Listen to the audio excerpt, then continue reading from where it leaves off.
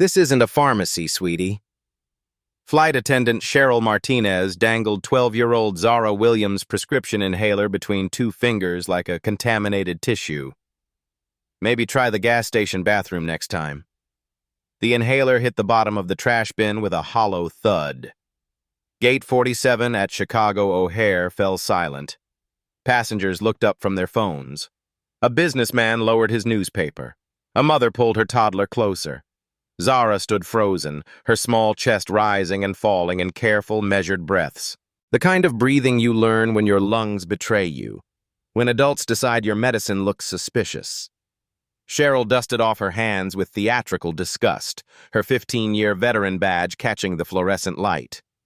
Around them, American Airlines Flight 2847 to Atlanta sat waiting. Delayed. Again. Have you ever watched a child's dignity crumble in real time, knowing one phone call could change everything? It started 20 minutes earlier, 2:47 p.m. Gate 47 buzzed with the usual pre-boarding chaos. Business travelers pecked at laptops. Families corralled restless children. Flight 2847 sat at the gate, its engines quiet, waiting for the afternoon departure slot. Zara Williams approached the American Airlines counter with the careful steps of someone who'd learned to navigate adult spaces alone. Her navy blazer was wrinkle-free despite the long morning. Her rolling suitcase followed obediently behind. "Excuse me," she said to Cheryl, who was sorting boarding passes with the mechanical efficiency of 15 years on the job. "I have asthma. My doctor said I should pre-board to avoid the rush." Cheryl didn't look up. "Unaccompanied minors board with families. I have my inhaler right here." Zara pulled the small blue device from her jacket pocket. The prescription label was clearly visible. Zara Williams, albuterol sulfate, Dr. Patricia Carter, Chicago Children's Hospital. Now Cheryl looked. Her eyes moved from the inhaler to Zara's face, then to her clothes, then back to the inhaler. A slow, skeptical scan. Cheryl held out her hand. "Let me see that." Zara handed over her medicine. Cheryl turned the inhaler over in her palm, examining it like a customs agent inspecting contraband. She shook it, held it up to the light, frowned. "This looks generic," she announced, loud enough for nearby passengers to hear. "Real prescriptions don't come in plain packaging like this." The businessman folded his newspaper completely now. A woman with twins stopped organizing her diaper bag. Phones emerged from pockets. "It's from Children's Hospital," Zara said quietly. "The label has my name on it." "Labels can be faked, sweetie." Cheryl's voice carried that particular tone adults use when they've decided you're lying. "I've seen kids try to bring all kinds of things on planes, especially..." She let her gaze travel meaningfully over Zara's face. "Especially what?" The words hung in the air like smoke. India Thompson, a marketing executive traveling back to Atlanta, had been watching from seat 23A in the gate area. Something about the interaction made her stomach twist. She opened Facebook and started a live video. "Y'all seeing this?" she whispered to her phone. "They're giving this little girl a hard time about her asthma medicine." 7 viewers immediately. Then 12. Back at the counter, Cheryl was building her case. Unaccompanied minors aren't supposed to carry prescription medications without proper documentation. "Where's your medical travel form?" Zara's confidence wavered for the first time. "Medical travel form?" "Exactly." Cheryl's smile was sharp. "Real sick kids know about medical travel forms." The security guard, Marcus Johnson, had been watching from his post near the gate. Cheryl caught his eye and waved him over with an exaggerated gesture of concern. "Marcus, we might have a situation here." 2:52 p.m. 8 minutes until boarding. Marcus approached with the measured walk of airport security. Tall, broad-shouldered, the kind of presence that made conversations stop. "What's the problem?" he asked. "This child is trying to board with what appears to be fake medication," Cheryl explained, holding up the inhaler. "No proper documentation. Claims she has asthma but doesn't know basic medical travel procedures. India's viewer count climbed 47, 68, 91. That's not fake, Zara said, her voice smaller now. It's prescribed to me. Can you prove that? Marcus asked.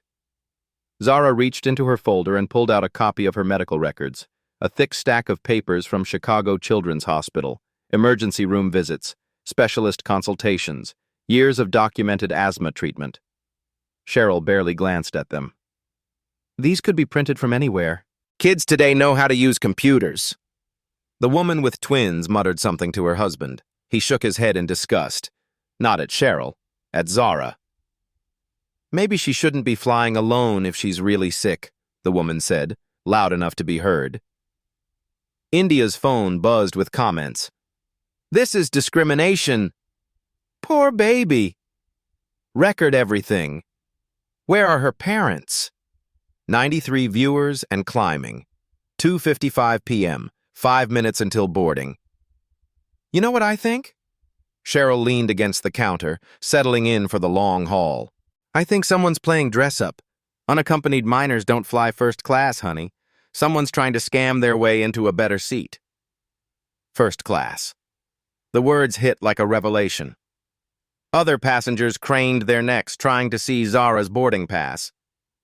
Gate agent Kevin Park emerged from behind the counter. Mid-30s, tired eyes, the look of someone who'd seen every airport scam in the book. Problem here? He asked Cheryl. Possible ticket fraud, she said. This child claims to have a first-class seat and medical needs, but her story doesn't add up. Kevin's eyebrows rose. First-class tickets for unaccompanied minors were rare, expensive. They required special authorization, guardian approval, payment methods that most families couldn't access. Can I see your ticket? He asked Zara. She handed over her boarding pass. Kevin examined it with the same suspicious intensity Cheryl had used on the inhaler. Seat 2A, he announced. That's a $2,200 upgrade from coach. Murmurs rippled through the gate area. Passengers exchanged glances. A 12-year-old girl, first class, alone. The math didn't compute in their minds. India's live stream hit 156 viewers. Comments flooded faster than she could read them. 2:57 p.m., 3 minutes until boarding. I'm going to need to see additional identification, Kevin said, and we'll need to verify the payment method for this ticket. First-class purchases require adult authorization. Zara reached into her folder again. Her movements were still calm, but something had shifted. Her shoulders straightened slightly. Her chin lifted a degree. She pulled out her phone and typed a single message. Then she looked up at Kevin, at Cheryl, at Marcus, at the growing crowd of passengers watching her like she was airport entertainment. I think, she said quietly, you should call your supervisor. The first boarding announcement echoed through the terminal. First class and elite members were invited to board, but nobody moved toward the gate. Everyone was watching the 12-year-old girl who somehow had seat 2A and the quiet confidence of someone who knew something they didn't. 2:59 p.m. 1 minute until boarding. Gate supervisor Patricia Carter emerged from the jet bridge with the brisk efficiency of someone accustomed to solving problems. 40-something silver-streaked hair pulled into a tight bun, the kind of supervisor who'd climbed the ranks by never backing down. What's the holdup? She asked Kevin. Potential ticket fraud, he replied, gesturing toward Zara. Unaccompanied minor with a first-class seat. No proper medical documentation. Suspicious prescription medication. Patricia's gaze swept over Zara with practiced assessment. I am 12 years old, black, alone, first class. In her experience, these pieces rarely fit together legitimately. Let me see everything, she said. Zara handed over her documents again.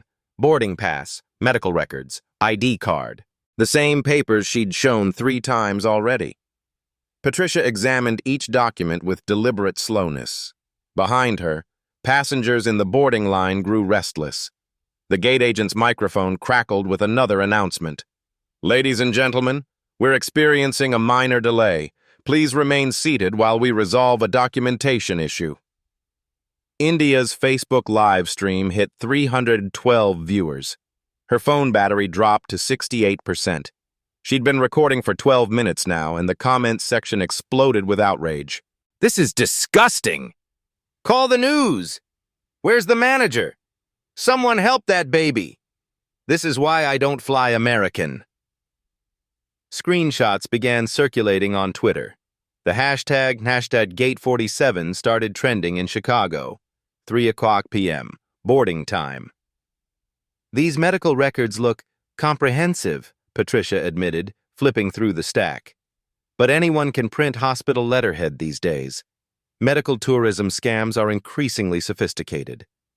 She held up Zara's inhaler, examining it under the harsh gate lighting. This packaging does look generic. Most prescription medications have more detailed labeling. Marcus shifted his weight, hand moving unconsciously toward his radio. In his 8 years of airport security, he'd learned to trust the airline staff's judgment. They knew their business. "Ma'am," he said to Zara, "I'm going to need you to step aside for additional screening." The circle was tightening. Airline staff on 3 sides, security guard on the 4th. Zara stood in the center, a 12-year-old island surrounded by adult authority. Other passengers began taking sides. The businessman with the newspaper shook his head in disgust. The mother with twins whispered to her husband about kids these days. But a college student near Gate 46 had started recording on her iPhone. An elderly black woman in the front row of the gate area stood up, watching with careful attention. "This is ridiculous," said David Kim, a software engineer heading home to Atlanta. "She's a kid with asthma. Let her on the plane." "She's trying to scam the system," countered Janet Walsh, a real estate agent from Lincoln Park. "My daughter's 12. She wouldn't know how to book a first-class ticket." The divide was forming, passengers choosing sides based on what they believed 12-year-old black girls were capable of. 3:02 p.m. Official boarding delay. "I'm going to need to contact Child Protective Services," Patricia announced. "An unaccompanied minor with questionable documentation and expensive tickets raises red flags for human trafficking." The words hit like a physical blow. Human trafficking. The ultimate escalation. The nuclear option that justified any level of intervention. Zara's breathing hitched. Not from asthma, but from the weight of accusation. Being treated like a criminal was one thing. Being treated like a victim of trafficking was another level entirely. India's viewer count spiked to 847. Someone had shared her live stream in a Facebook group with 15,000 members. Local news stations monitored social media for breaking stories. This was becoming one. "That's enough," called the elderly black woman from the front row. Dorothy Williams Johnson, retired teacher, grandmother of 6. She walked toward the commotion with the determined stride of someone who'd fought these battles before. "This child is being harassed," Dorothy announced. "I've been watching for 15 minutes. She's shown every document you've asked for. Her medicine is clearly labeled. Her ticket is legitimate. What exactly is the problem here?" Patricia turned to face the new challenger. "Ma'am, this is an airline security matter. Please return to your seat." "I'm a paying customer on this flight," Dorothy replied. "And I'm watching a child be discriminated against because adults can't believe she belongs in first class." The word hung in the air like an accusation. Discrimination. The thing everyone was thinking but nobody wanted to say. "This isn't about race," Cheryl protested, but her voice carried the defensive tone of someone who knew exactly what it was about. 3:04 p.m. Zara checked her phone. One new message. "Daddy's handling it, baby girl. Hold your head high." She looked up at the circle of adults surrounding her. Patricia with her clipboard of authority. Kevin with his suspicious glare. Cheryl with her 15-year veteran badge. Marcus with his hand on his radio. Something shifted in her posture. The scared child facade melted away, replaced by something else. Quiet confidence. The kind of calm that comes from knowing help is on the way. "I think," she said, her voice carrying clearly through the gate area, You should take this call. Her phone buzzed once. Then Patricia's radio crackled. Then Kevin's computer screen flashed with an urgent message. From the jet bridge, a hurried voice called out, "Patricia! Executive team to Gate 47, now!" The airport's PA system hummed to life. "Operations management to Gate 47. Priority response requested." India's Facebook Live exploded with viewers. 1,247 and climbing fast. The comments moved too quickly to read, but one word appeared repeatedly: viral. Patricia's radio squawked with static and urgent voices. Kevin's computer screen is filled with priority alerts. Marcus received a call on his cell phone that made his face go pale. Through it all, Zara stood quietly in the center of the chaos, no longer looking like a child being interrogated. She looked like someone waiting for the cavalry to arrive. And from the expression on her face, they were almost here. The businessman folded his newspaper completely and stared. The mother with twins stopped organizing her diaper bag. Even the college student lowered her iPhone, sensing that whatever was about to happen was bigger than a simple documentation dispute. Gate 47 had become the center of O'Hare International Airport's attention, and 12-year-old Zara Williams was the eye of the storm. 3:06 p.m. James Wilson, airport operations manager, arrived at Gate 47 with the hurried pace of someone responding to a crisis. 22 years at O'Hare had taught him to recognize when situations required immediate attention. The combination of social media alerts, executive calls, and security flags had triggered every warning system in his office. He approached Patricia with the grim efficiency of damage control. "What's the situation?" "Unaccompanied minor with questionable documentation," Patricia explained. "Potential ticket fraud, possible trafficking concerns. We've followed all protocols." Wilson's radio erupted with static. "Operations Manager Wilson, please take line 1 immediately. Corporate priority call." He stepped aside, pressing his earpiece. The voice on the other end was crisp, urgent, unmistakably executive-level authority. Regional Vice President Angela Hayes calling from American Airlines headquarters in Fort Worth. "Jim, you need to de-escalate the situation at Gate 47 immediately. We have a code black discrimination incident going viral across social media platforms. The current Facebook live stream has 1,847 viewers and is climbing exponentially. Twitter, hashtag Gate47 discrimination is trending in 3 states. This is about to become a corporate crisis." Wilson's face went pale. He glanced at Zara, still standing calmly in the center of the commotion. 25 minutes of interrogation, and she looked more composed than the adults surrounding her. "Ma'am, the passenger appears to be a standard unaccompanied minor case." "The passenger," Hayes interrupted, her voice sharp with urgency, "is Zara Williams. Her father is Damon Williams, board member of American Airlines and managing partner of Williams Investment Group. He owns 3.2% of our outstanding stock through his investment firm and chairs our corporate governance committee." The words hit Wilson like a freight train. Damon Williams. Damon Williams, who'd led the board's diversity initiative for 3 years, who'd personally recruited 2 minority board members, who'd pushed through the company's most aggressive anti-discrimination policies in company history. Wilson's eyes moved from his radio to Zara, seeing her completely differently now. The confident posture wasn't defiance, it was breeding. The calm demeanor wasn't unusual for a scared child. It was the composure of someone raised in boardrooms and taught to handle pressure. The expensive first-class ticket wasn't fraud. It was pocket change for a family worth $847 million. "Oh, God," Wilson whispered, watching India's viewer count tick higher in real time. 2,156, 2,203, 2,287. "It gets exponentially worse," Hayes continued. "Mr. Williams is currently inbound from New York in his private Gulfstream G650, ETA 38 minutes. His law firm, Williams & Associates, specializes in corporate discrimination cases. They've never lost." Delta settled for $12 million in 2019 after their gate agent incident. United paid $8 million in 2021 for the Louisville case. Southwest paid $15 million last year for the Phoenix situation.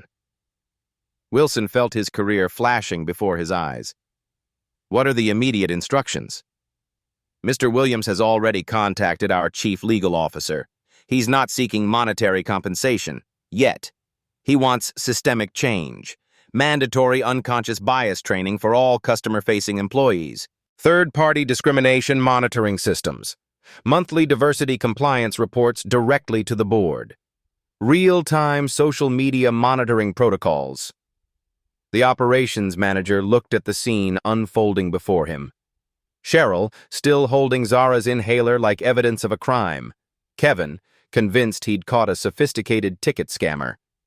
Marcus, hand on his radio, ready to escalate to airport police. Patricia, preparing to contact Child Protective Services for suspected human trafficking. All of them were completely unaware they were systematically harassing the daughter of their employer's most influential board member. "And if we don't comply?" Wilson asked, though he already knew the answer. $40 to $60 million lawsuit. Congressional hearings on systemic airline discrimination. Department of Transportation investigation. Stock price freefall. Regulatory sanctions. Do I need to continue? Wilson ended the call and approached Zara directly. The adults who'd been surrounding her stepped back unconsciously, sensing a seismic shift in dynamics they couldn't comprehend. "Miss Williams," he said quietly, "I believe there's been a serious misunderstanding." Zara looked up at him with eyes that seemed far older than 12. "Yes, sir. I believe there has been." Her phone buzzed with a text message. She glanced at it and smiled, the first genuine expression of joy she'd shown since approaching Cheryl's counter 27 minutes earlier. "My daddy says he'll be here in 36 minutes, she announced to the circle of adults who'd spent the last half hour questioning her credibility, examining her medicine, and doubting her right to exist in first class. "He's bringing Mr. Patterson and Ms. Rodriguez from his legal team." Patricia's clipboard clattered to the floor. Kevin's confident expression melted into confusion mixed with dawning horror. Cheryl's grip on the inhaler loosened so dramatically she nearly dropped it. "Legal team?" Marcus asked, his voice cracking slightly. India's live stream had exploded. Viewers, 3,147 and climbing. The comments section moved too fast to read, but certain phrases appeared repeatedly. "Daddy's a board member!"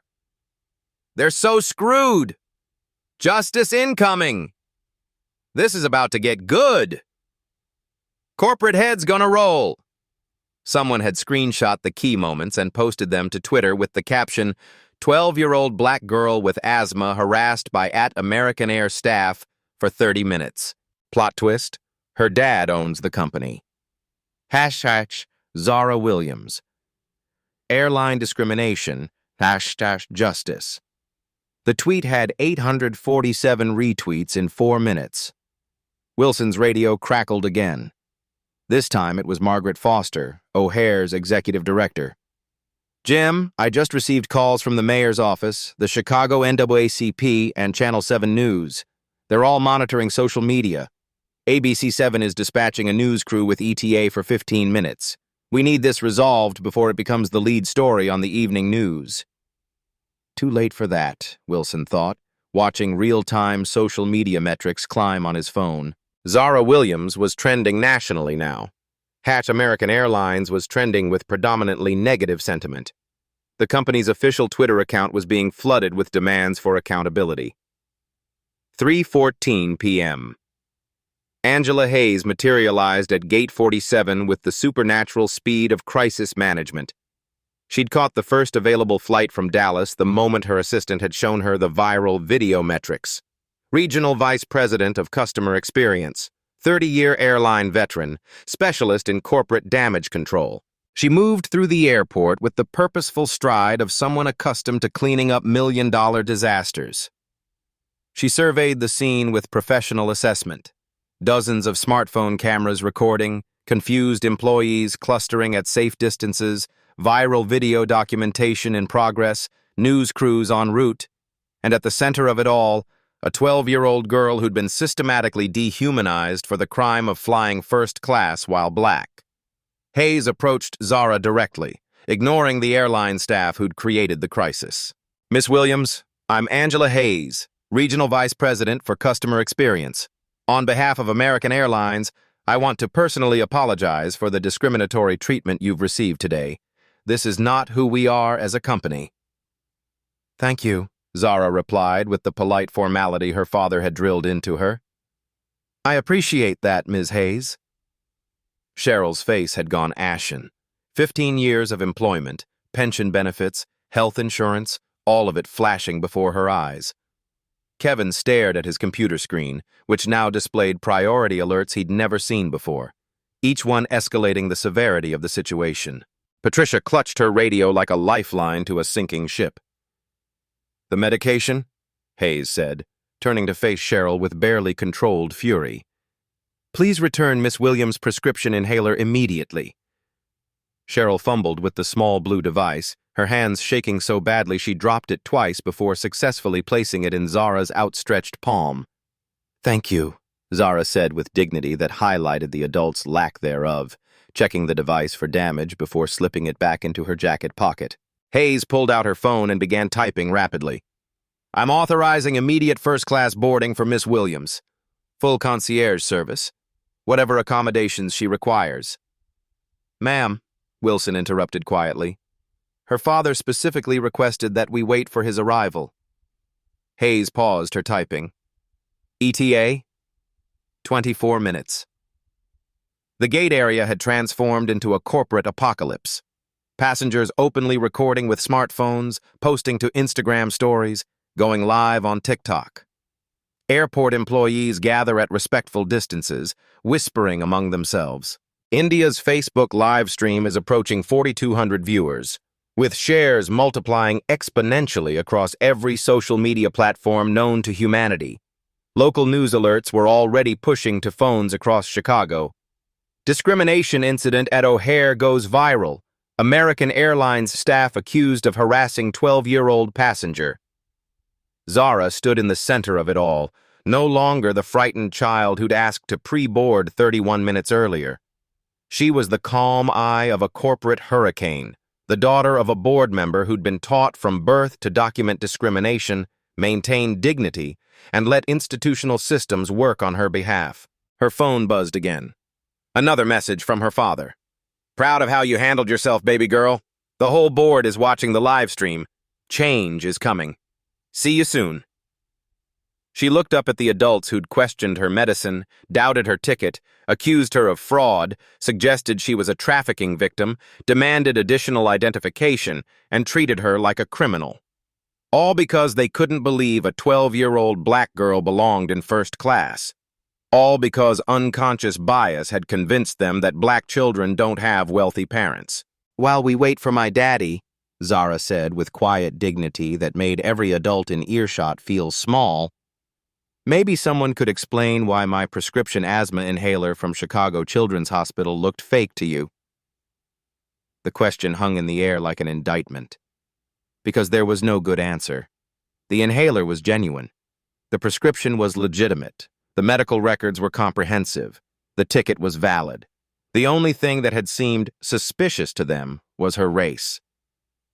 Hayes closed her eyes briefly, calculating corporate damage in real time. Stock price implications, legal exposure, regulatory scrutiny, congressional oversight, media coverage, social media backlash, customer boycotts, employee terminations, policy overhauls. All because experienced airline professionals couldn't believe a black child belonged in first class. 22 minutes until Damon Williams arrived with Patterson and Rodriguez, two of the most feared discrimination attorneys in the country. 22 minutes to figure out how to save American Airlines from itself. 3:22 p.m. The Gulfstream G650 touched down at O'Hare's executive terminal with the precision of corporate power in motion. Damon Williams had made the flight from Teterboro in record time, his pilot pushing the aircraft to its limits while his legal team prepared war plans at 41,000 feet. Inside the main terminal, American Airlines crisis management machinery had kicked into overdrive. Hayes coordinated with corporate headquarters via encrypted video conference. Wilson managed airport operations while monitoring real-time social media analytics. The company's stock price had dropped 1.8% in after-hours trading as Zara Williams trended across 6 countries. Current exposure assessment, Hayes spoke into her headset, addressing the emergency board meeting convened via video conference. Viral video metrics, 47,000 Facebook views, 23,000 Twitter impressions, 156,000 TikTok views, and climbing exponentially. Sentiment analysis shows 94% negative response. Legal estimates potential damages between $40 and $60 million based on precedent cases. Her phone buzzed with notifications from the company's media monitoring service. CNN had picked up the story. The Today Show was requesting interviews. Congressional offices were issuing statements about systemic airline discrimination. At Gate 47, Zara sat calmly in a first-class waiting area chair that Hayes had personally arranged. She reviewed text messages from her father while sipping apple juice and eating complimentary cookies, the kind of premium service that had been denied to her 25 minutes earlier. India's Facebook live stream had evolved into a full documentary. She provided real-time commentary for her 5,847 viewers, explaining the corporate hierarchy responses she was witnessing. Screenshots of her broadcast were being shared faster than her phone could track. "Y'all, this is history being made," she narrated quietly. "This little girl just exposed an entire system with one phone call. Her daddy's about to walk into this airport and change everything." 3:28 p.m. Damon Williams entered Terminal 3, flanked by 2 of Chicago's most formidable discrimination attorneys. David Patterson, senior partner at Patterson & Associates, who'd never lost a corporate bias case. Maria Rodriguez, specialist in federal civil rights law, who'd personally argued 12 cases before appellate courts. Williams moved through the airport with the controlled intensity of someone who'd built a billion-dollar investment firm from nothing. 52 years old, impeccably dressed despite the emergency flight, carrying himself with the quiet authority of someone accustomed to making corporate executives sweat. Airport security recognized him immediately. Williams' investment group owned stakes in 17 major corporations, including 3.2% of American Airlines. His private equity firm employed 847 people across 12 cities. His foundation had donated $23 million to education initiatives in the past 5 years. He was not someone you wanted to make angry, especially when you'd spent 35 minutes systematically humiliating his 12-year-old daughter. 3:31 p.m. Williams arrived at Gate 47 to find a scene that would have been comical if it weren't so damaging to his company's reputation. Dozens of passengers recording with phones, news crews setting up equipment, airport executives hovering nervously, airline staff who looked like they were facing execution, and in the center of it all, his daughter, sitting with perfect posture and dignity, reviewing homework while adults scrambled to undo the damage they'd caused. "Daddy!" Zara stood and walked toward him with the composure she'd maintained throughout the entire ordeal. Williams embraced her, his fury carefully controlled. "How are you feeling, baby girl?" "I'm okay. My inhaler's fine," Ms. Hayes apologized. She gestured toward the regional VP, who approached with the careful steps of someone walking toward judgment. "Mr. Williams," Hayes extended her hand. "Angela Hayes, Regional Vice President, I want to personally—" "Save it," Williams interrupted quietly. "I watched the entire live stream from my plane. I saw how your employees treated my daughter, how they questioned her medicine, accused her of fraud, suggested human trafficking. Over 30 minutes of systematic discrimination." Patterson stepped forward with a legal pad filled with notes. "Mr. Williams, we've documented 17 separate instances of discriminatory behavior captured on video, civil rights violations under federal statutes, 42 U.S.C. 1981 and 1983, potential damages." "David," Williams held up a hand. "Let's hear what American Airlines proposes to do about this first." The corporate executives exchanged glances. They'd prepared for this moment during the 20-minute flight from headquarters, gaming out scenarios and calculating acceptable losses. Hayes pulled out her tablet. We're prepared to offer full compensation. First-class flights for life for your entire family. A $250,000 settlement for the emotional distress caused to Zara. Public apology from our CEO. Immediate termination of the employees involved. Williams looked at his daughter, who was listening with the attention of someone who'd been taught to understand business negotiations from childhood. That's insulting, he said simply. You think this is about money? Sir, we want to make this right.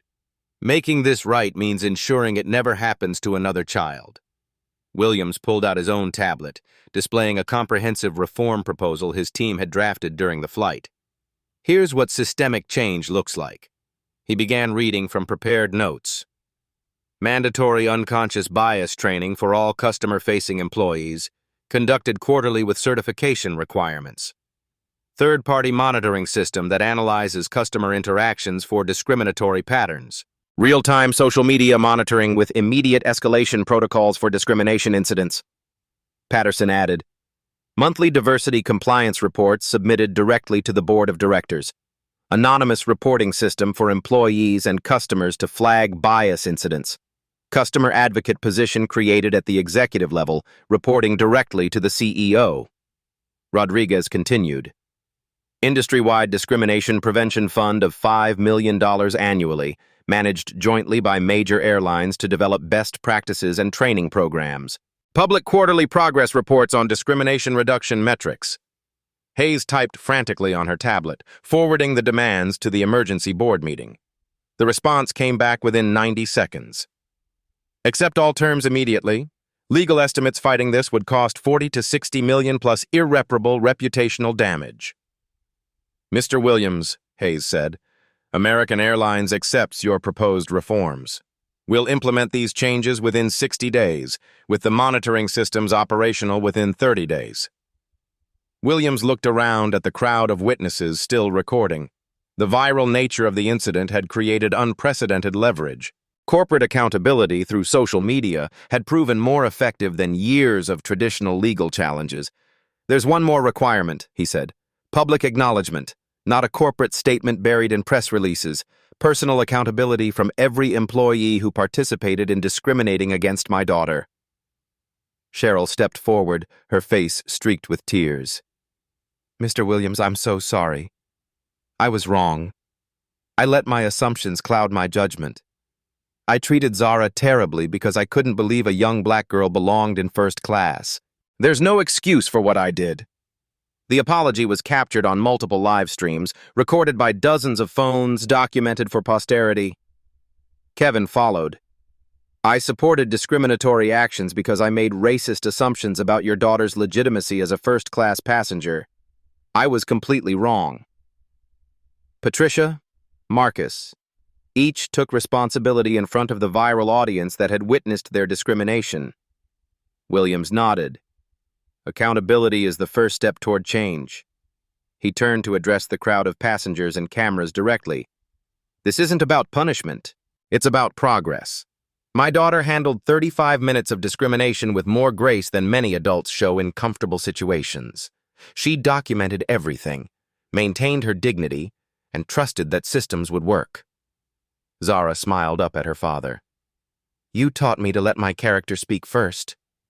And it did, baby girl. And it did. 3:47 p.m. The corporate showdown was over. American Airlines had capitulated completely, accepting reforms that would reshape industry practices. The viral incident had created more systemic change in 45 minutes than years of traditional activism had achieved. Stock prices had stabilized once investors realized the company was responding decisively rather than defensively. Legal exposure was eliminated through comprehensive reform rather than costly litigation. The discrimination incident had transformed into a case study of corporate accountability done right. Williams picked up his daughter's rolling suitcase. Ready to go to Atlanta? Can we fly first class? Zara asked with a mischievous smile. Baby girl, Williams laughed.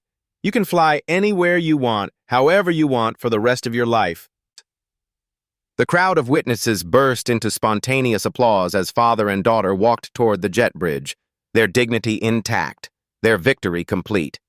6 weeks later, American Airlines Training Center, Dallas-Fort Worth. Cheryl Martinez sat in the front row of Conference Room B, along with 247 other customer service employees participating in the company's new mandatory bias awareness program. The same woman who'd thrown a 12-year-old's inhaler in the trash now served as a case study in unconscious discrimination. The training instructor, Dr. Sarah Carter from Northwestern University's Bias Research Institute, clicked to the next slide. Real-world consequences of unchecked bias. Zara Williams's face appeared on the screen, the viral moment when she'd asked why her medicine looked fake. This incident cost American Airlines $2.3 million in immediate crisis response, Dr. Carter explained. Stock price volatility, emergency board meetings, legal consultations, policy overhauls, but the real cost was human dignity, a child's trust in adult fairness. Cheryl raised her hand. Dr. Carter, I was the flight attendant in this case. I'd like to share what I learned. She stood, facing her colleagues. I convinced myself I was following protocols, but I was really following prejudices. I saw a young black girl with expensive tickets and assumed fraud. I examined her prescription medication like evidence of a crime.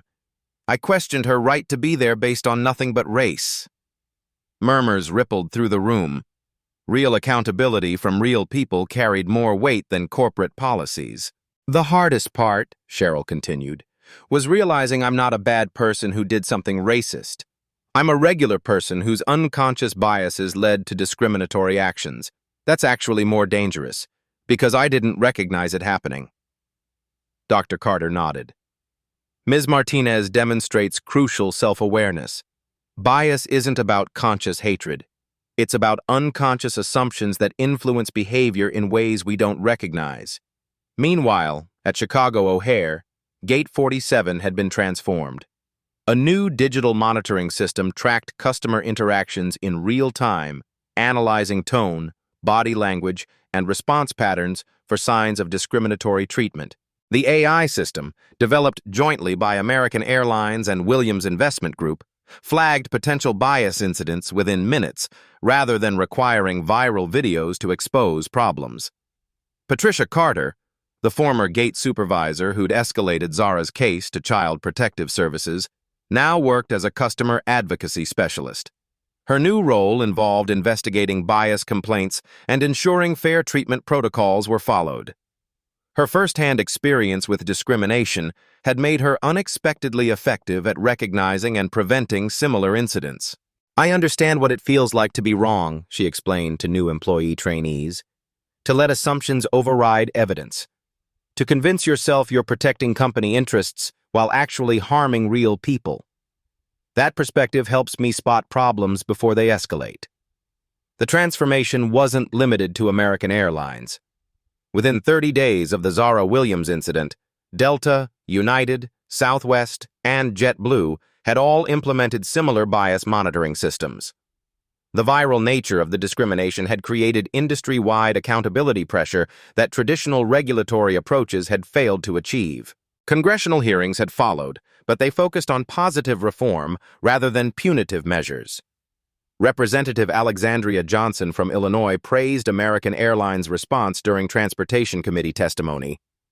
When corporations face accountability through social media transparency, they can choose defensiveness or transformation. American Airlines chose transformation. The numbers told the story of systemic change. 23% reduction in customer discrimination complaints across all major airlines in the first quarter, following implementation. 89% of airline employees reported increased awareness of unconscious bias in post-training assessments. $5.2 million invested industry-wide in bias prevention training programs. 47 new customer advocate positions created across major carriers. At Williams Investment Group headquarters in Chicago, Damon Williams reviewed quarterly diversity reports from American Airlines. His assistant, Jennifer Park, summarized the data. Discrimination incidents down 31% year over year. Customer satisfaction scores up 18% among minority passengers. Employee bias training completion rate, 100%. Williams smiled, remembering his daughter's calm dignity during 35 minutes of systematic mistreatment. Schedule a board call with American's executive team. I want to hear their 6-month implementation progress directly. The reform initiatives had created unexpected benefits beyond discrimination reduction. Airlines discovered that bias training improved overall customer service quality. Employees who learned to recognize unconscious assumptions about passengers also became better at identifying and meeting diverse customer needs. Marcus Johnson, the security guard who'd been ready to escalate Zara's case to airport police, now served as O'Hare's bias incident response coordinator. His security background helped him recognize potential discrimination situations before they required intervention. I was trained to see threats, he explained to airport staff during monthly bias awareness sessions. But I wasn't trained to recognize when I might be the threat to someone else's dignity. A 12-year-old girl with asthma wasn't a security risk. My assumptions about her were the real danger. The monitoring systems had caught 17 potential bias incidents in their first 60 days of operation. Each case was resolved through immediate intervention and additional training rather than viral social media exposure. The technology created accountability without requiring victims to endure discrimination until it became a public spectacle.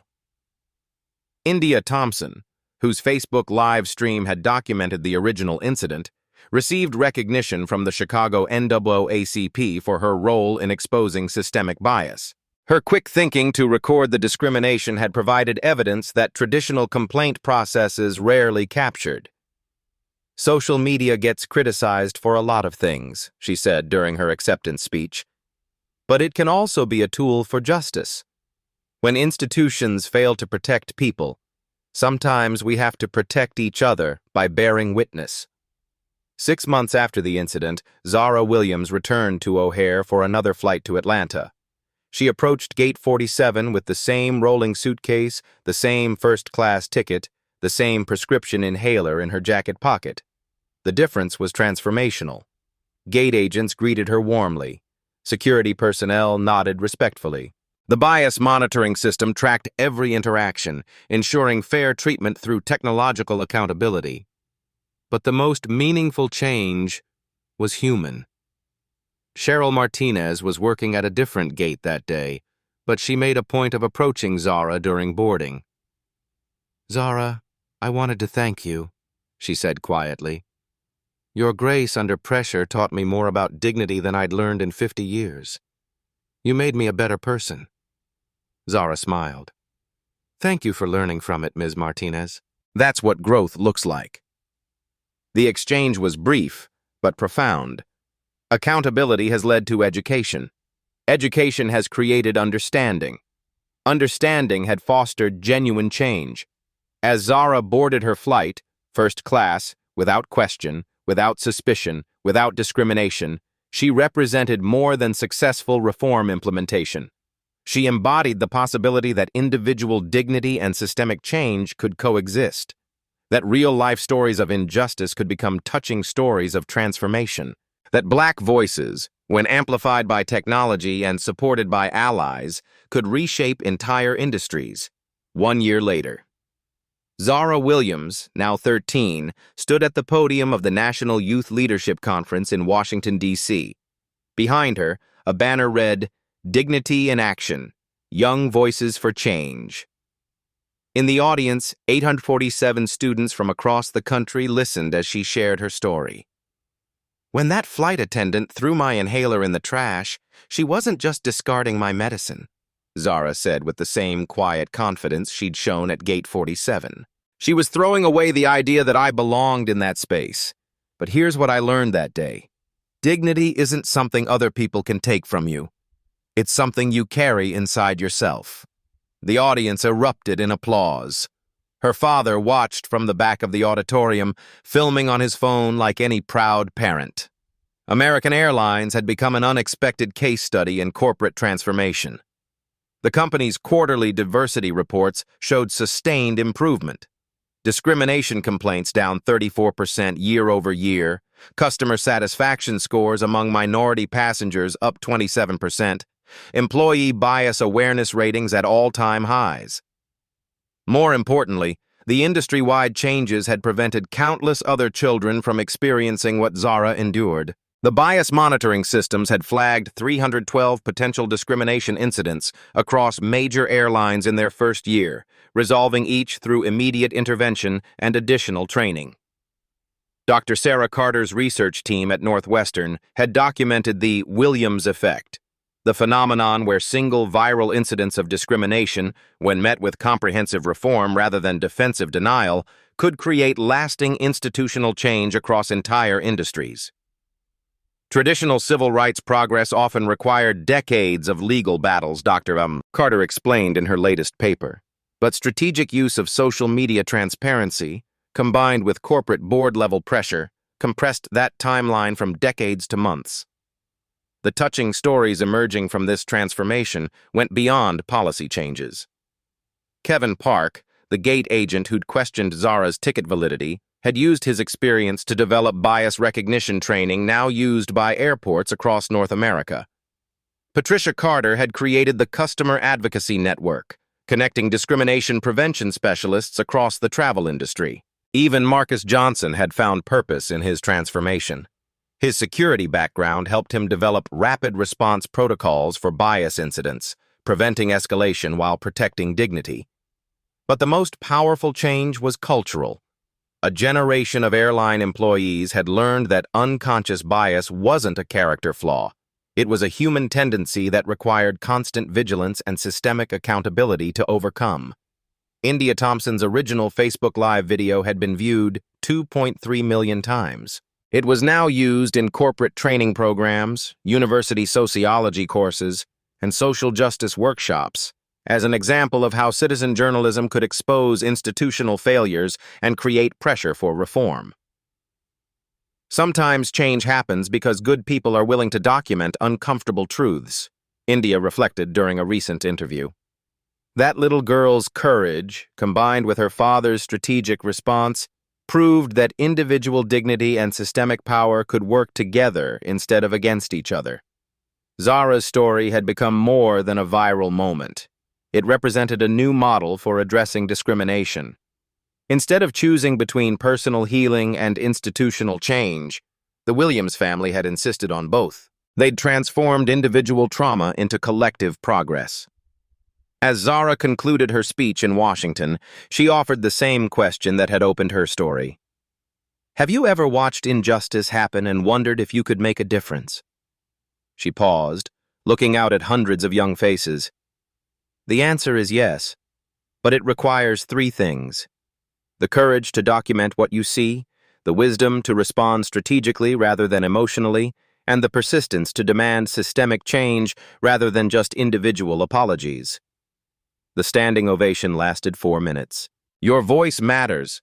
Your story matters. Your dignity matters. These real-life stories of transformation prove that individual courage, when amplified by community support and strategic action, can reshape entire systems. Zara Williams didn't just reclaim her own dignity. She created space for countless other children to travel without fear of discrimination. But this is just one story among thousands waiting to be told. Black voices across America are documenting injustice, demanding accountability, and creating change through the power of truth-telling and strategic action. What discrimination have you witnessed? What injustice needs to be exposed? What system needs to be changed? Share your experiences in the comments below. Let your voice join the chorus of people who refuse to accept discrimination as normal. Every story shared makes it harder for institutions to ignore the reality of bias in their systems. Hit that subscribe button and ring the notification bell for Black Voices Uncut, where we amplify stories of strategic resistance, systemic change, and the quiet power of dignity under pressure. Together, we're not just sharing touching stories. We're building a movement that transforms individual experiences into collective power for justice. Your story could be next. Are you ready to be heard? To be